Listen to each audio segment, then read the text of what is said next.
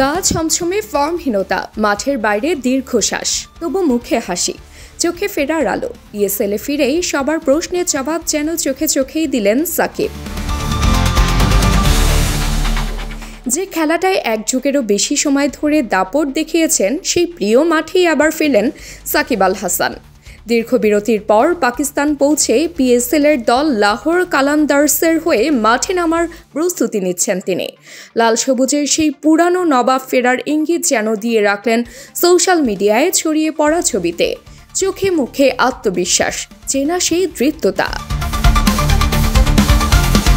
অসুস্থ সময়ে আটকে থাকা ক্যারিয়ারের মাঝপথে হঠাৎ পাওয়া এই সুযোগ যেন জীবনে নতুন এক অধ্যায়ের সূচনা। জাতীয় দলের দরজা আপাতত বন্ধ, কিন্তু নিজের ফিটনেস ধরে রাখার লড়াইটা থামাননি সাকিব। হি মিন্স বিজনেস। সোশ্যাল মিডিয়ায় কালান্দার্সের পোস্টে স্পষ্ট ছিল এই বার্তা। ফিজিক্যালি ফিট থাকা, নিজেকে রেডি রাখা, এসবই তো বলে দিচ্ছে খেলাটাকে এখনও কতটা ভালোবাসেন তিনি। অবৈধ বোলিং অ্যাকশনের অভিযোগ থেকে মুক্তি পেতে যে পরিশ্রম শুরু করেছিলেন, তা দায়মুক্তির পরও থামাননি সাকিব। হয়তো এই কারণেই রিশাদের বিকল্প হিসেবে ডাক পেতেই সঙ্গে সঙ্গেই তিনি পাকিস্তানের বিমান ধরেছেন। আগে পেশোয়ার জালমি আর করাচি কিংসের হয়ে খেলেছেন, এবার লাহোর কালান্দার্স। পিএসএলে এখন পর্যন্ত 13 ইনিংসে 181 রান, গড় প্রায় 17, বল হাতে 8 উইকেট, ইকোনমি প্রায় 7.5।